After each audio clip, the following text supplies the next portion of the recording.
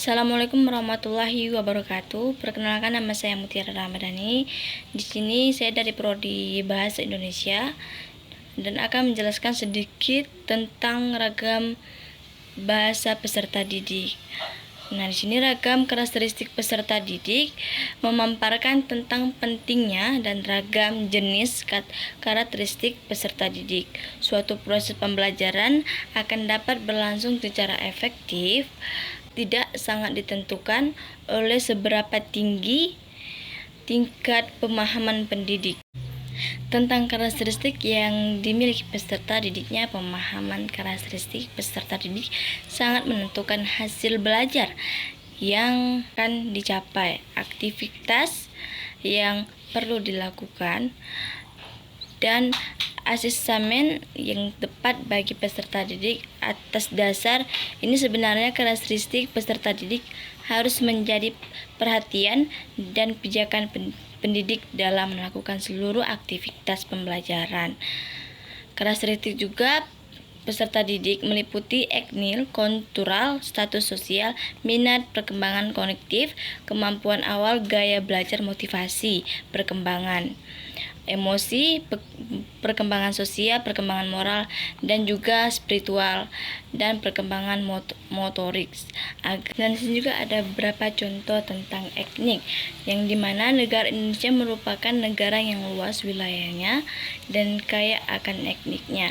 Namun, berkat perkembangan alat transportasi yang semakin modern, maka seolah tidak ada batas antar daerah, suku, dan juga tidak ada kesulitan menuju daerah lain untuk bersekolah, sehingga dalam sekolah dan kelas tertentu terdapat multi etnik suku bangsa. Seperti dalam satu kelas kadang terdiri dari peserta didik etnik Jawa, Sunda, Madura, Minang, dan Bali maupun etnik lainnya. Implikasi dari etnik ini, pendidik dalam melakukan proses pembelajaran perlu memperhatikan jenis etnik apa saja yang terdapat dalam kelasnya. Data tentang beragaman etnis di kelasnya menjadi informasi yang sangat berharga bagi pendidik dalam penyelenggaraan proses pembelajaran. Dan sini juga ada contoh kultural.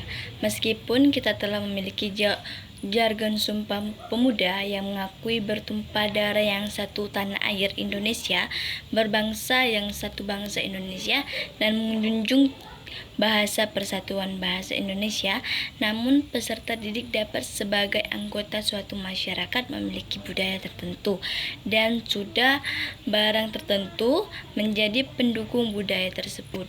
Budaya yang ada di masyarakat kita sangatlah beragam, seperti kesenian, kepercayaan, norma, kebiasaan, dan adat istiadat. Untuk lagi contoh sosial, manusia diciptakan Tuhan dengan diberi rezeki seperti berupa pekerjaan, kesehatan, kejayaan, kedudukan, dan penghasilan yang berbeda-beda. Kondisi seperti ini juga melantar belakangi peserta didik yang akan dapat suatu kelas atau sekolah kita.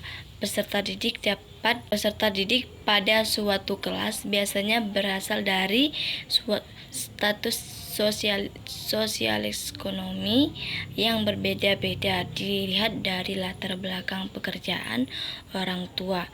Di kelas kita terdapat peserta didik yang orang tuanya wirausahawan, pegawai negeri, pedagang, petani, dan juga mungkin menjadi. Dan ada juga minat, di mana minat dapat diartikan suatu rasa lebih suka, rasa ketertarikan pada suatu hal atau aktivitas, yang menyatakan bahwa minat merupakan suatu sumber motivasi yang mendorong seseorang untuk melakukan kegiatan yang dipilihnya. Apabila seseorang melihat suatu yang memberikan manfaat. Baik, mungkin cuma ini yang bisa saya jelaskan. Semoga teman-teman semua dapat memahami apa yang saya maksud dan juga mengerti apa yang saya jelaskan. Wassalamualaikum warahmatullahi wabarakatuh.